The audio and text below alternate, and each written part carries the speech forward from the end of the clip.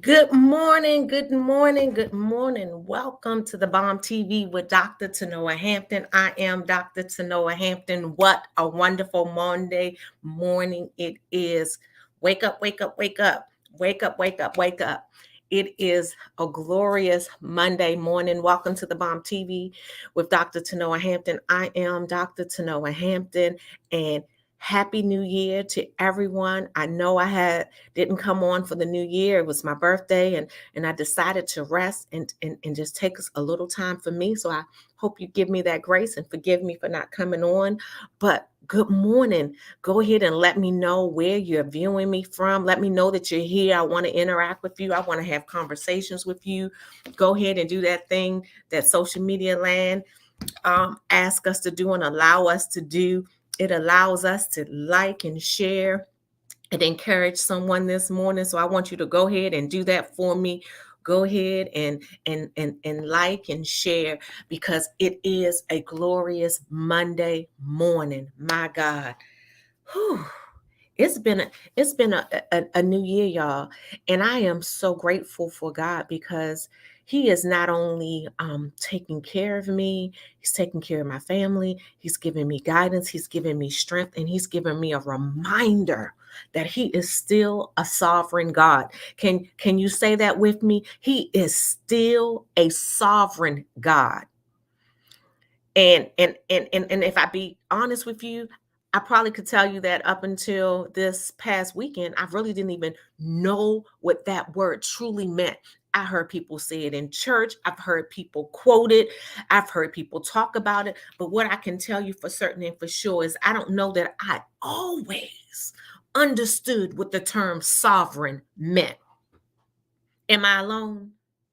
Am I alone in this journey? See, in this walk in 2024, we're going to get to know God in a way like we've never had before. We're going to have to study like we've never had before. We're going to have to ask questions like we've never asked before, because we're going to need God to give us the answer. We're going to need God to be in control. We're going to need God for the journey. Did you hear me? You're going to need God for the journey. So you're going to have to understand what sovereignty is. You're going to have to understand why they say He's a sovereign God. See, if you grew up like me here in the United States, you may not truly understand what the word sovereign means, because we've been taught democracy. We've been taught democracy. We've been taught lean on ourselves. We've been taught, this community decision on how we're going to do things. And if it doesn't line up with the word of God, it's okay, because we as a community made a decision, but we as a community are now suffering the consequences of our democracy, of that space. And dare I not say that I'm not suggesting that we not have choice. But what I am suggesting is that we must remember who created us. We must remember the God of our salvation. We must get back to our first love. We must get back to that place. And so this past weekend, I had the honor to serve. I had the honor to walk somebody from this side to the other side. I had the honor to sit with my father-in-law. See, I took off 2 weeks for work because I thought I needed a vacation. Come on, somebody. How many people know that you can have plans of your own or how you think you're going to do something? And see, my plan was for me to take off from work, to have a vacation as I go into the new year, to reset and all of those things. But what do you know? I would stumble into my purpose, that I would be continued to be reminded of who and what He called me to be. And I am reminded of what I need to do in this season. And I pray that you are reminded what God has called you to do and be in this season, and be willing to trust the God of your salvation. Be willing to trust the potter. Be willing to get on the wheel. Do you hear me this morning? You got to be willing to get on the wheel. But in order to get on the wheel, you must have some trust, which means you have to understand that the God that gave us choice, the God that gave us free will, the God that did all of those things is still God, sovereign. He's still in control. He's still a just God. He's still a loving God, but you got to trust Him this morning. And I'm here to remind some people that we got to get back on the potter's wheel.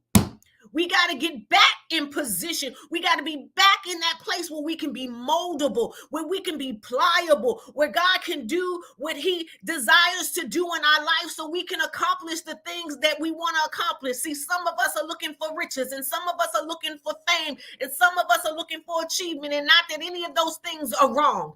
But I'm going to ask that in this season that we see God greater than we ever had, that we will be willing to sit at his feet. We'll be willing to get back on the potter's wheel. And dare I say, the potter's wheel isn't always an easy place. You're going to have some things spinning around. You're going to have some pressure applied. You're going to sometimes have to be kneaded like dough. Am I making sense to you this morning? And so, y'all know I always got a story. So my story is this. I thought that I was taking off 2 weeks for work for me to rest because I was getting a new VP. And I was like, okay, God, I'm going to need you to give me a reset as I go into this new year because I don't know what I'm walking into. I don't know who this person really is. Is she really committed to the mission? These are the questions I had in my own head. So I did what I thought I needed to do, which was take some time off so I could reset myself and get myself together to go into this new year. Oh, but the Holy Spirit had a setup. God had a setup for me because he knew that I would need these days. See, the 22nd was supposed to be my last working day. And on the 23rd, my father-in-law entered hospice at my home. That's right. He could have stayed in the facility and done all those things, but that isn't who I'm called to. I'm called to those older adults. I'm called to people who need care. I'm called to those people who need somebody to journey with them when they're not feeling well. I'm called to that. That's the space I'm called to. That is who I am. I am a caregiver. It is my gifting. See, I've cared for not just my father-in-law, but I've cared for all of my family members in their times of transition. I've had this wonderful opportunity to serve God's most vulnerable population, our elderly. And for that, I'm grateful. But see, I thought I was taking off this time. And so this is what I whispered to God and to my father-in-law. I said, look, now, you can't die on Christmas or New Year's. You can't do that to the holiday, Dad. That's what I said. And so that was my one request, God. In this time and in this season, God, please don't let him pass on Christmas or New Year. That was my request. But in that time, I wouldn't know that I would have the joys of seeing the man that they brought home on the 23rd wasn't the man he was by Christmas Day. Why? Because I done been in there and I done prayed over him, y'all. I done cleaned him up. I done talked to him. He back asking for his ice cold water. He back doing some things that he hasn't done because he spent all those days in the hospital. Oh, I am so grateful that I had those moments to love on him and to pray with him and to talk to him and to read the scripture to him and to make sure that his heart was right. Like I talked to him about Jesus, y'all. See, that's our call. No matter where we are and where we land, we got to make sure that we're doing the work that God has called us to. And some would say, oh, that's not cute. And dare I say, I don't play the significance of the role, to be grateful to be chosen to serve that population. I downplayed it because it ain't the ICU. I downplayed it because it ain't what some of y'all are doing out here in the streets. But this is the call that is on my life, and God would set me up in the last 2 weeks. He knew that I would have to go back to work, and I said, "Oh Jesus!" Now he got 2 weeks to decide what he gonna do. You got 2 weeks, God, to decide what he gonna do. He said, "Oh, you got 2 weeks to let me do some things in you to know him." Let me tell y'all, not only did he go from that person who came home that was sure to die because he was bleeding out, y'all, he was sure to die in days. But God gave him an additional 2 weeks. And in that additional 2 weeks, God allowed me to learn some things from him. He allowed me to experience God's love through him. So though I was there with him, and though I was bothering him, though I was there making sure his ears was clean and his nose was clean and his skin wasn't ashy and soaking his hands and giving a manicure, like all of that was what I was doing. But God was doing something on the inside of me. God was taking the time to love on me, because by the time the last week came, he was asking me, was I okay? right? The man who was dying was asking me, was I okay? And the truth of the matter is, I wasn't really okay, y'all. Oh my. Can I tell you, I wasn't really okay. I told myself I was okay because we've been taught to hide our feelings. We've been taught to hide our emotions. We've been taught to hide the things that have been weighing our heart down. And so in that moment, I had been hiding my feelings from God and from people, but it was heavy. It was a heavy last 2 weeks into 2024. It was heavy for me. My mother suffered an injury. I had to run to South Carolina, and I'm like, oh God, this ain't gonna happen. I can't have my father-in-law dying and my mother falling. Jesus, we got to do something here, right? And so I wasn't okay, and I was coming unglued on the inside. Oh, but the God of my salvation, he loved me enough.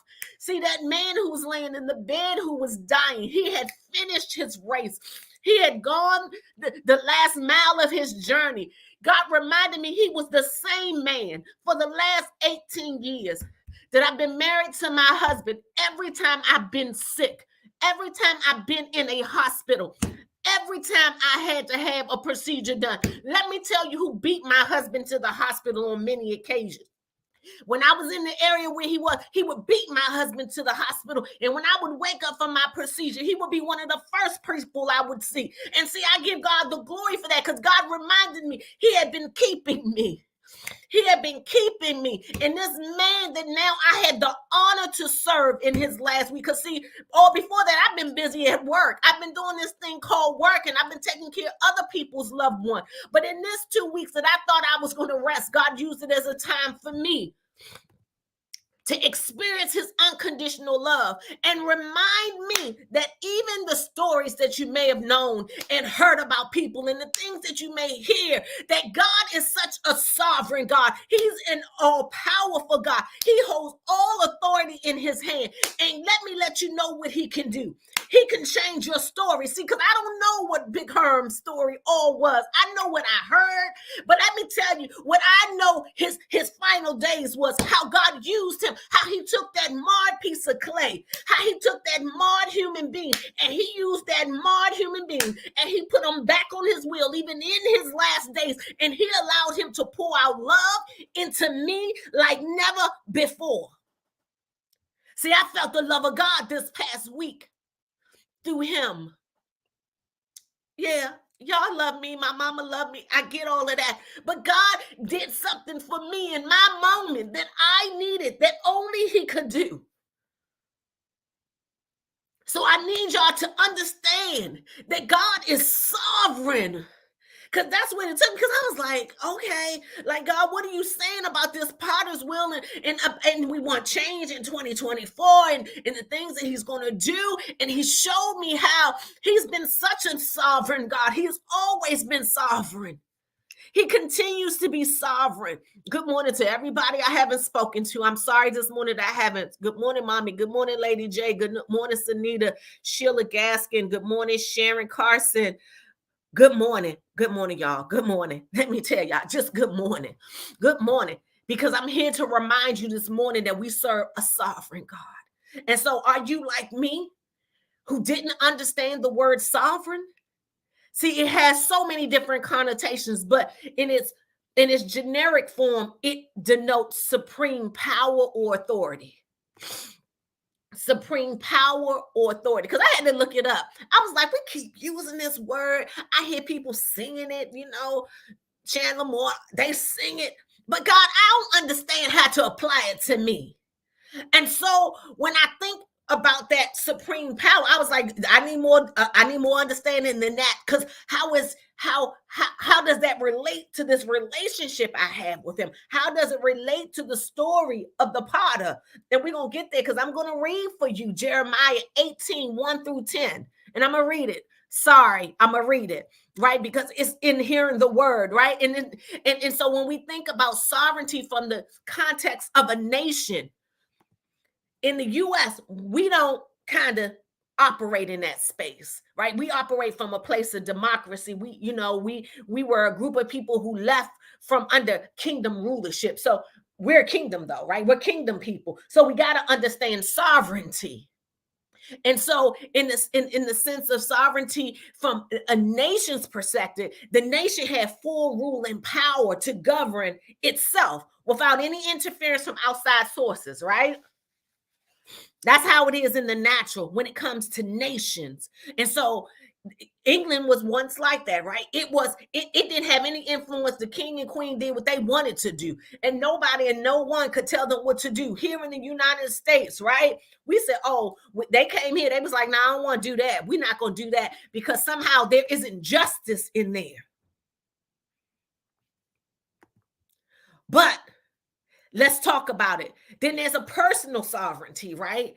That helps us, that it can be understood as our ability and authority to govern ourselves. That's autonomy, right? To control our decisions and make decisions. And that's kind of where we as Americans kind of stake our place. We like that personal sovereignty. We like that decision making. We like to feel like we're in control of our own lives. But God is sovereign, right? Because we as believers, as free as we are, there's some requirements, right? We got some choices to make. There's some things that we have to do.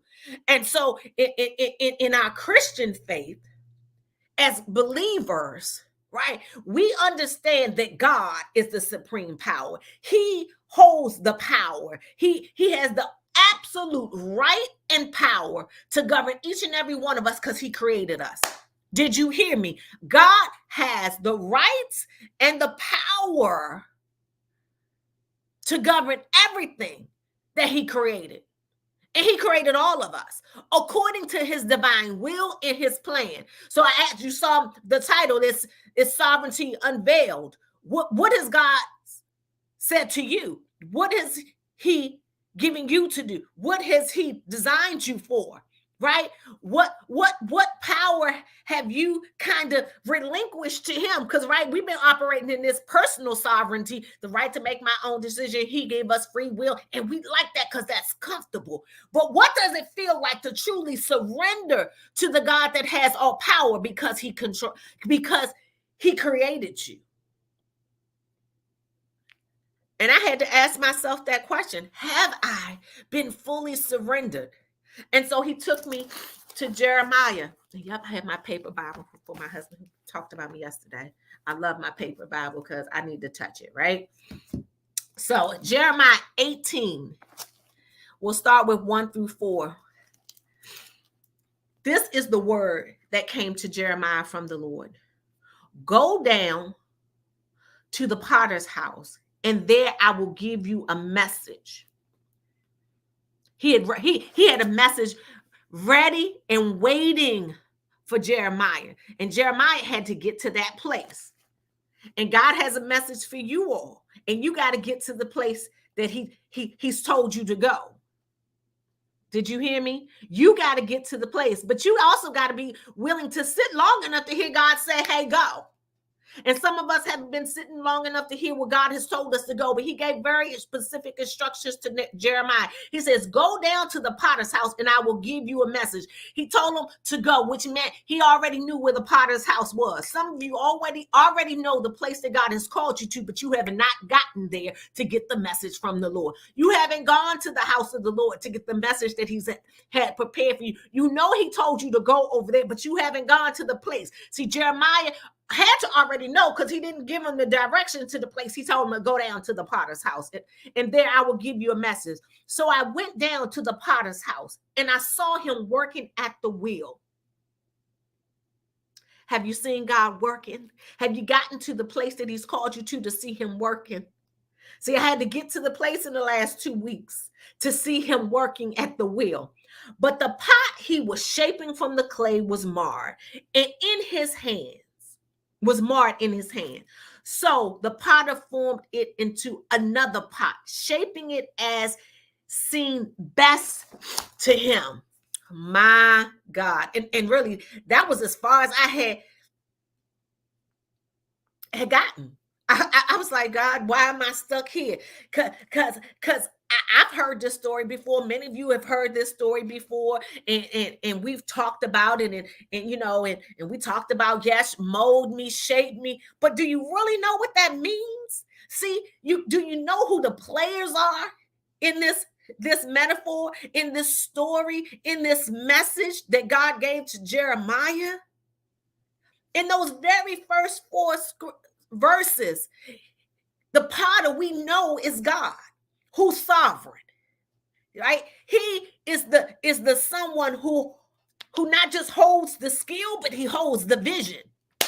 God just not only holds the skills to do it, he holds the vision. Many of us quote that scripture in Jeremiah 29, right? He knows the plans that he has for me to give me hope in the future. God holds the vision, not just the skills to bring it to pass. And see, the potter was there. He not only had the skill, but he also had the vision. He had the tools that was available to bring the vision to pass.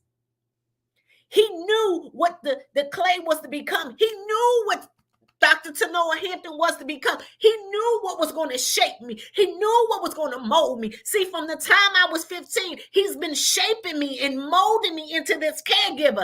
It would not be what I would have chosen. Let me tell you, I would have chose something more glamorous. I used to tell this crazy joke that he didn't let me have a singing voice because I wouldn't have done right in life.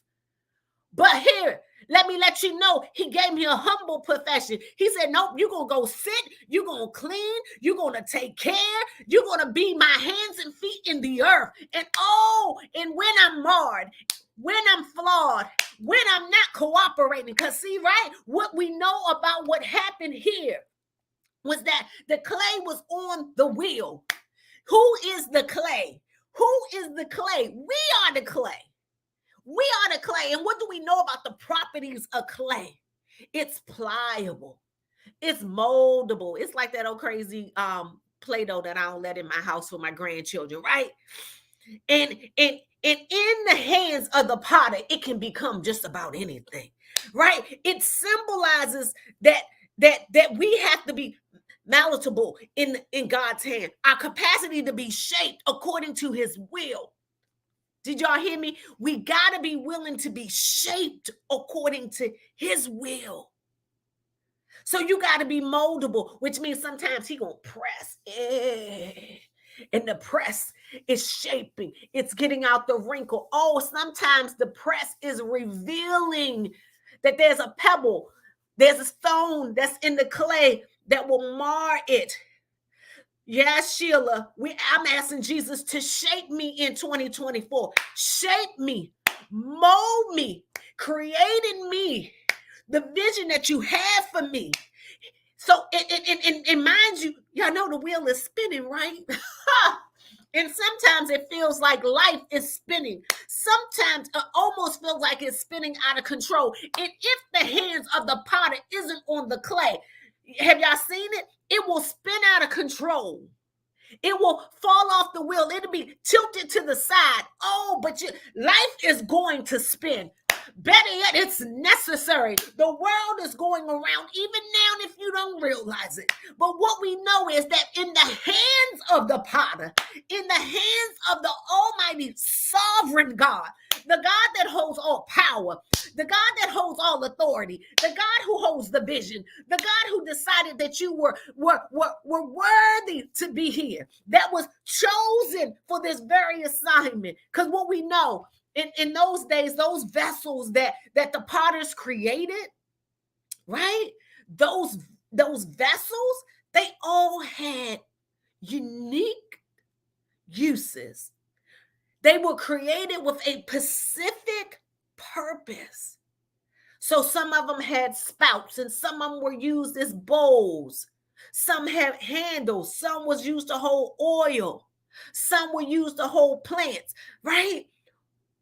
God chose you. He chose your purpose. We know that he said in his word that before the foundations of the earth, he already wrote your story. He already knew what you would be. And so we're thanking God, right? Can you consider what it would be like if you could close your eyes for a moment? Because you've been begging and asking God what your purpose is. And you say, God, I don't like that I've been spinning. I don't like the pressure that I've been under. God, it's been tough. It's been hard. The moments that I've been in have kind of shaken me. But will you, as you think about that, Trust him to give you an answer as to why he created you, what he has chosen you to do. What kind of vessel? Will you be a vessel of honor or a vessel of dishonor? See, as the clay, it's your role to be submissive to the potter's hands.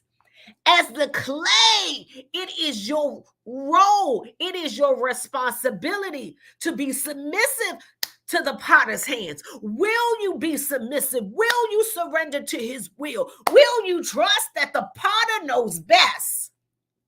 Will you trust that the potters know best? Or will you try to hop off the wheel? See, some of us been trying to hop off the wheel. We've been like that disrespectful clay, right? That spins out of control and it's been leaning over here because it's trying to get off because it's letting the pressures of life whirl it around.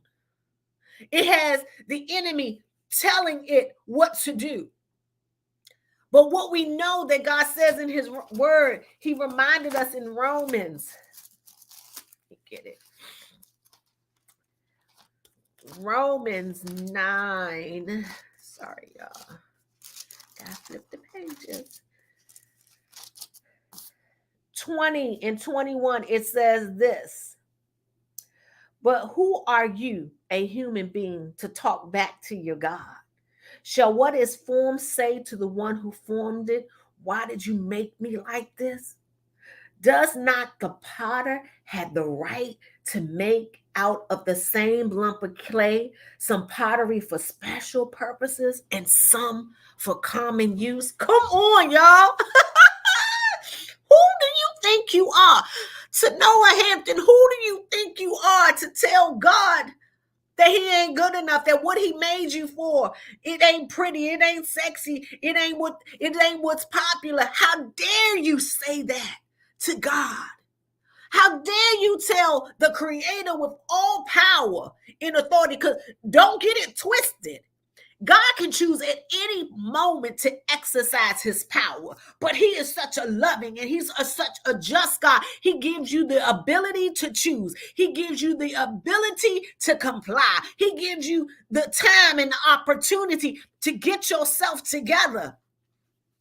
In Romans, Paul amplifies that metaphor about the potter and the clay. This is just not about the authority that God has. It's about trusting in the sovereignty of our God. Do you trust our God this morning? Because he has the power to shape our destiny, to create vessels of honor and of purpose. Our journey then, it's not about questioning the design, but trusting the designers. Will you trust the designer this morning? Are you willing to trust the designer this morning, the designer of your life? And see, you may not like what yours look like because some pottery has color on it, right? So they first of all, let's just talk about this little pottery process, because I did it as a kid, and I remember we went through all of the trouble of shaping it, right? And it takes time, and sometimes they get that little knife, and sometimes they gotta smooth it with their hands, and they gotta press it in, and sometimes they gotta take it and thump it again, and it comes out what it looks like. So some has striations on it, depends on what it looks like. Some got necks, right? And then it has to go through the fire. Jesus. That same clay, you, has to go through the fire. Because see, it isn't the final process just to be shaped. Oh, but you got to go through the fire. You got to go through for the design to be solidified, for the purpose to be confirmed. You got to go through the fire. So it isn't always easy. See, it's one thing to sit on the potter's wheel, but to go through the process, you have to be willing to trust the designer, because he knows when it comes out. He knows what you'll be used for. See, it has to kill. It has to experience the heat of life. Some of us, I just had this conversation with my mother. Some of us are trying to walk in spaces and give advice and things about things we have not experienced. You haven't experienced the fire to solidify that it's true. You got some words you heard somebody else say. You heard some things that some other people talked about, but you got to go through the fire for your purpose to be solidified, right? To become solid, to become firm. And then for some of us, God decides to paint beautiful colors on us. beautiful colors on us, right? And others of us he leave without colors. But is it not of value? See, for some of us, it's calming you. Some of us are going to be in the byways, in the highways doing the work. And some of us are going to be in the marketplaces where we're reaching and touching. Some of you are going to be in government. Some of you are going to be in education. You're going to go where God has called you to for what he has purposed you for. But you got to understand that you got to trust the designer. See, he knows what's inside of you. He knows how much you can bear. See, some pottery is thin and delicate. Other potteries is thick and it can handle the weight and the pressure that life brings to it.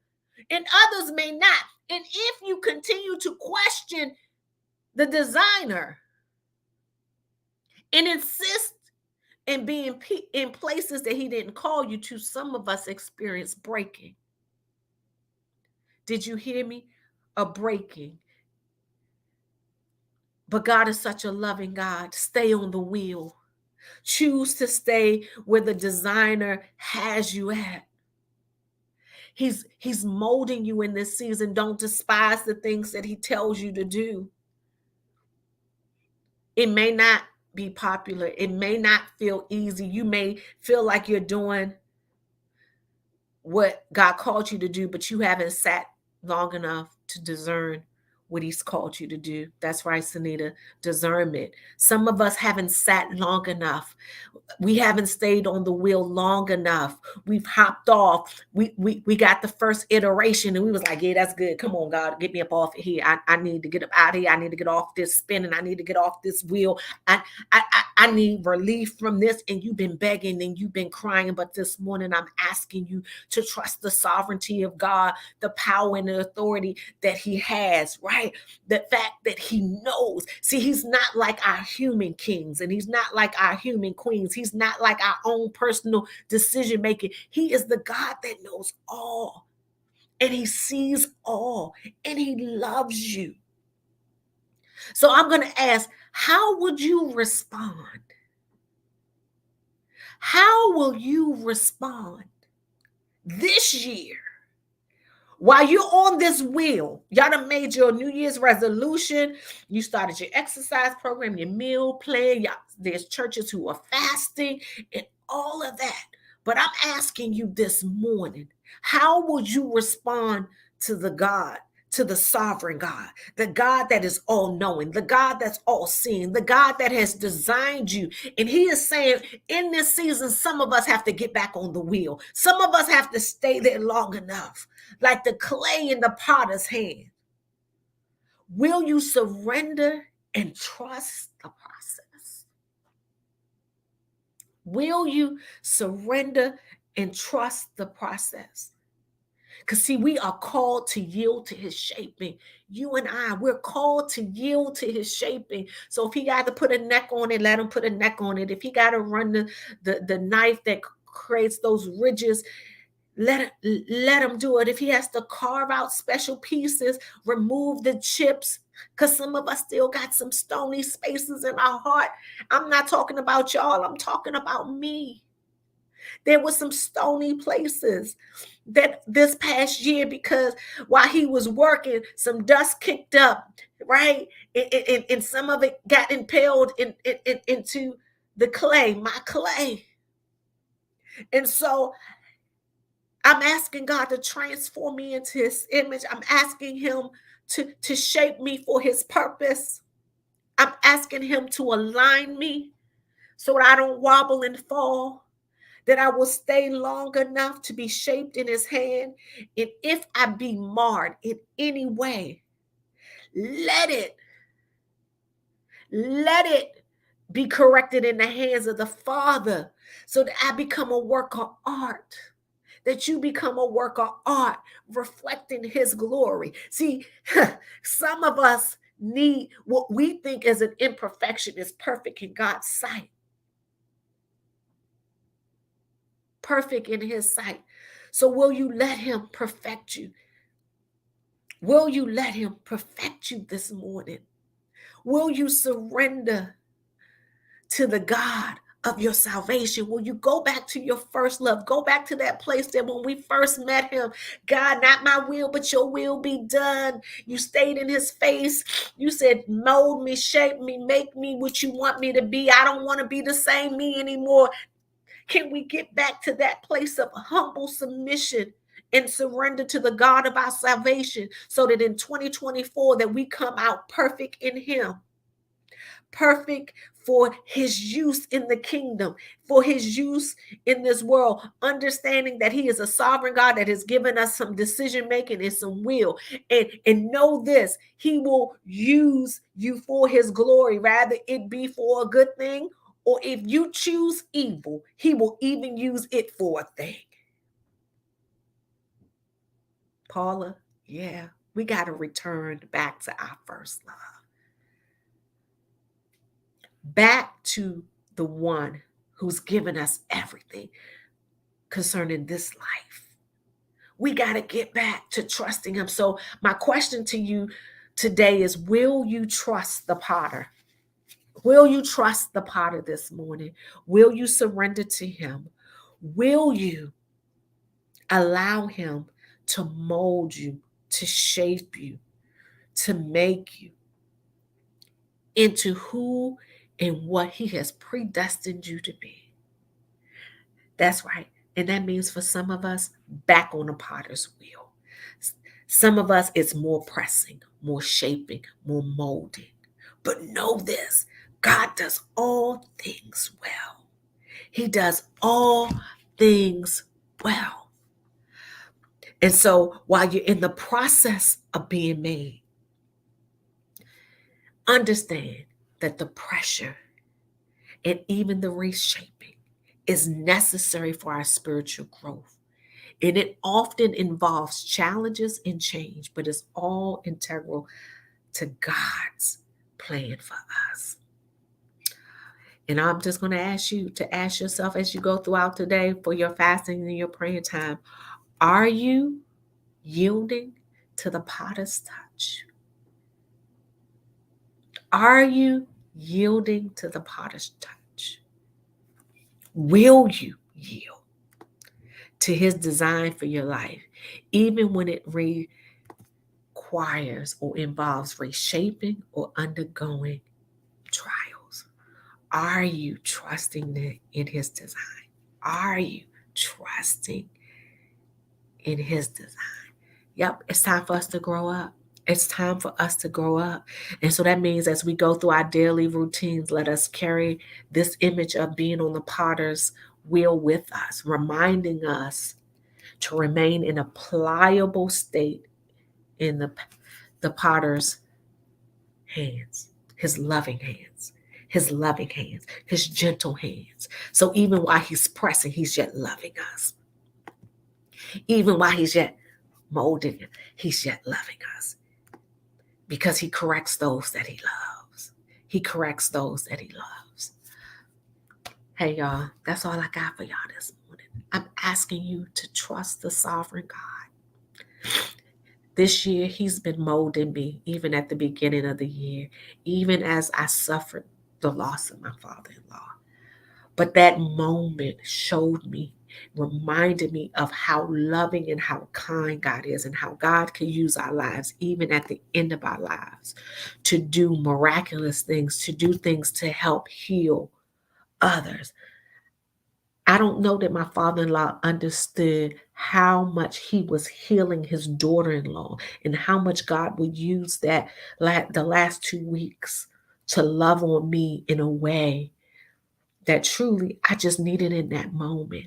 Y'all don't even understand, because he went from not talking, not saying anything, to looking at me square in my face, asking me, was I okay? And he kept trying to take care of me, while yet I was taking care of him.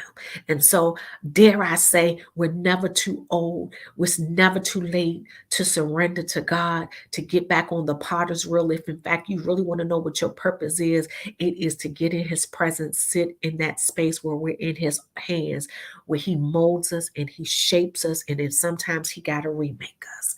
But I ask that you be blessed, that you go forward in 2024 doing the thing that God is giving you to do, focused on your relationship with God, becoming everything that He's called you to be, being that voice, getting back to your first love.